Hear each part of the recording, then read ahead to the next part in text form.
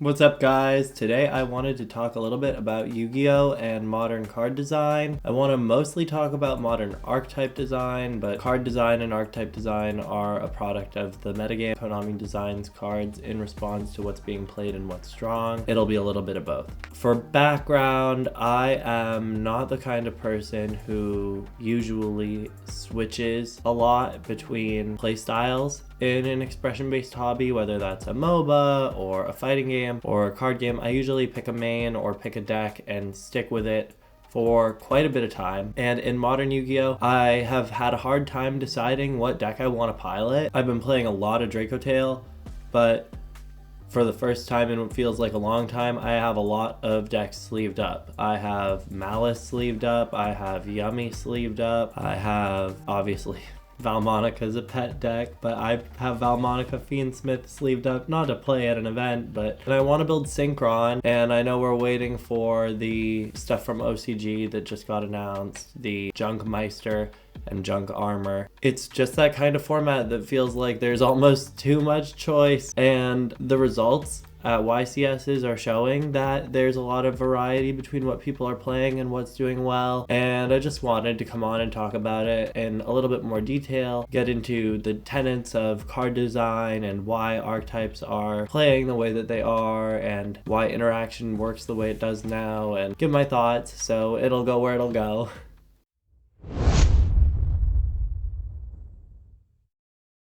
First, I kind of want to talk about what makes an archetype an archetype. Now, an archetype in Yu-Gi-Oh! Is a group of cards with internal synergy. That is to say, they work together. They may have a shared naming convention, like, for example, the Draco Tail archetype. All of these cards have Draco Tail in their name, but that's not necessarily an indicator because, like, a branded deck, the branded archetype, all of these cards are a group of cards that reference the Fallen of Albaz. And that's not a named archetype, it's an internal synergy. An archetype can be built of cards that have internal synergy, like a named strategy or the branded deck like I mentioned, or there can be externally synergistic archetypes. That would be something like Fiendsmith working with all light fiends, or Tri-Brigade working with all beasts, beast warriors and winged beasts, or Ragnarika working with all insects, plants, reptiles. You get it. So why do archetypes exist? Well, ultimately they exist for the sake of game-to-game consistency.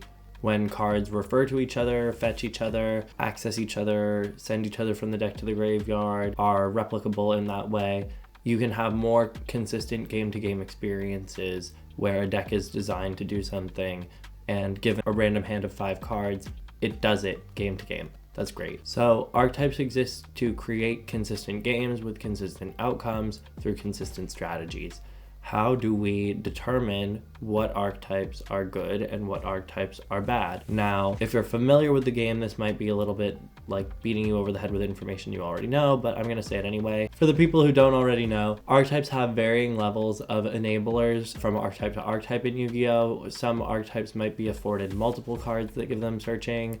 Some archetypes might have just one powerful search card in them. Some archetypes have multiple ways to summon from the extra deck built into them in a turn, and others are lucky to resolve one card that summons from the extra deck or aren't designed to use it at all. The outcome that is constructed as a result of the internal synergies functioning properly is the draw to the archetype, whether that outcome is a powerful end board that presents a lot of interaction, a powerful end board that includes a floodgate of some sort, a resource engine that provides replicability to proceed into the grind game. These are all different facets of an archetype that may cause a player to see it as valuable, or a group of players to determine that it's strong. So it's great to have established that archetypes exist and there are ways to determine whether they're good or bad, but what does this ultimately mean from a deck building perspective? Well, archetypes that have a large number of searching cards and consistency enablers pay an opportunity cost of deck slots in the deck construction process. And that also answers the question of, well, why can't I just mash together all of the archetypes that I think are strong and put together some kind of pile deck that always creates interaction? And that's also because of the opportunity cost of deck slots. And that is due to the nature of Yu-Gi-Oh's going first and going second problem, which will never be perfectly fixed, but does have some semblance of payoff or upside downside associated with it at this time, and I'll get into that a little bit more in detail when I talk about metagame specific examples. But fundamentally, a deck that plays a ton of engine isn't going to have room for the non-engine that assists with loss cases, whether that's losing the coin flip and being made to go second, or bricking on non-optimal openers. A deck that doesn't have as much commitment to the main deck in terms of engine slots will be afforded the privilege of playing more non-engine, whether that's draw power, consistency cards like the pot cards that exist, or interaction like traditional hand traps.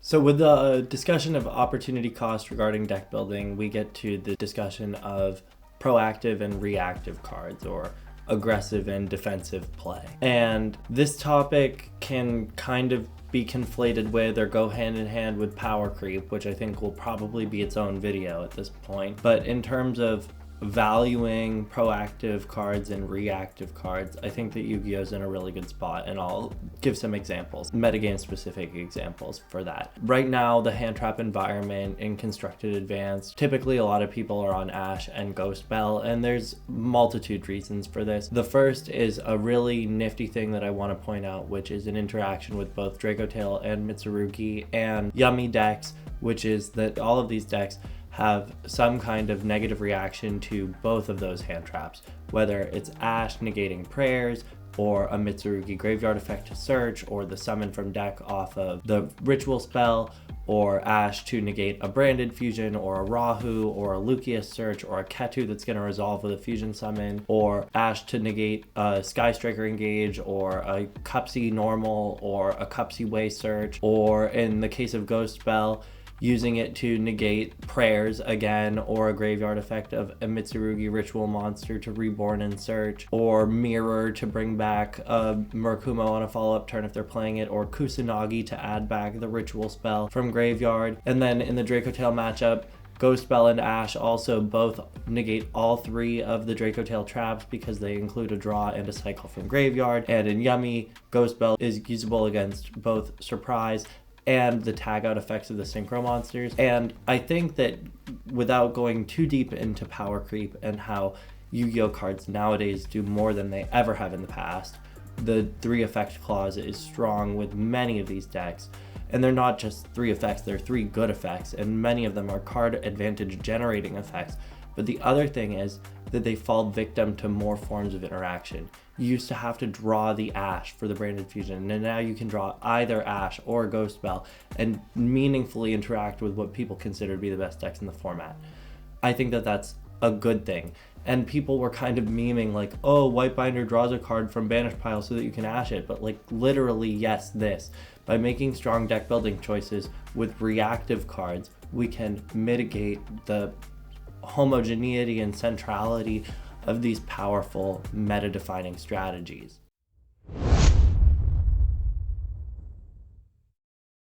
So if this is what archetypes look like now, what does it mean for future card design? It means that Konami has their work cut out for them, to be honest. They need to create cards that are mechanically interesting and diverse, that play differently enough from one another to keep players interested in trying out new things, but they also need to create end boards that are in line with what players are satisfied with playing into going second when they lose the die roll, or conversely, create archetypes that lose heavily enough to popular interaction that even if the caliber of the end board that they can produce is higher than the output of what is existent in the metagame, they crumple to the pressure and can't fight against going into hand trap. There's a lot of different ways to approach this, but I think that we can have hope because Killer Tune and Hecka Hands both look mechanically interesting, and yet both contain important cards that lose to popular hand traps like Ash and Ghost Bell. For example, in Killer Tune, the Field Spell and Killer Tune Q, the level 3, both lose to Ash, and the level 5 Synchro Remix loses to Ghost Bell. And in Hecka Hands, you have a monster that summons from deck, you have a monster that searches a spell trap, you have a fusion that searches a spell trap, and you have a reborn effect attached to multiple of the graveyard effects of the main deck monsters.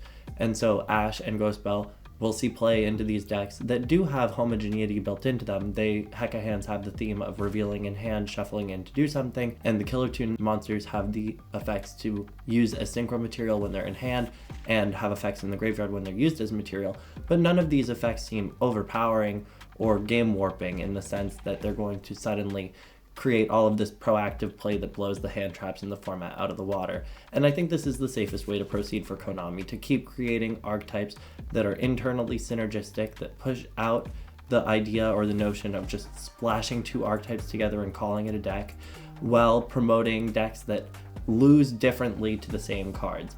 Decks that lose differently to Ash Blossom, decks that lose differently to Ghost Spell, just decks that lose differently to Imperm, but are still impacted through their regular lines of play by these cards. And they can accomplish this through Xeno locking, but they can also accomplish this through just promoting strong archetypal synergies that reward you with resource loops. When you shove an engine into a deck, there shouldn't be a really resolute way to incorporate that second engine into your primary resource loop, if you ask me.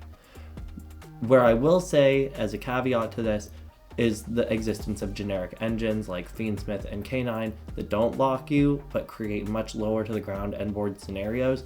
And I think that pushing those every once in a while when archetypes aren't cutting it into the quality of interaction that exists in the game, or if board breaking is too strong, injecting a universal Omni like Desiree into the format can be refreshing. But we do have to just be careful that we aren't incentivizing players to just mash all of the best cards into a pile and call it a day. Because if you ask me, that's what caused Celestrals to no longer be fun, and that game didn't last that very long. But I think Yu-Gi-Oh has better legs to stand on, for sure. With all that being said, thanks so much for watching. Don't forget to like and subscribe, and I'll see you tomorrow.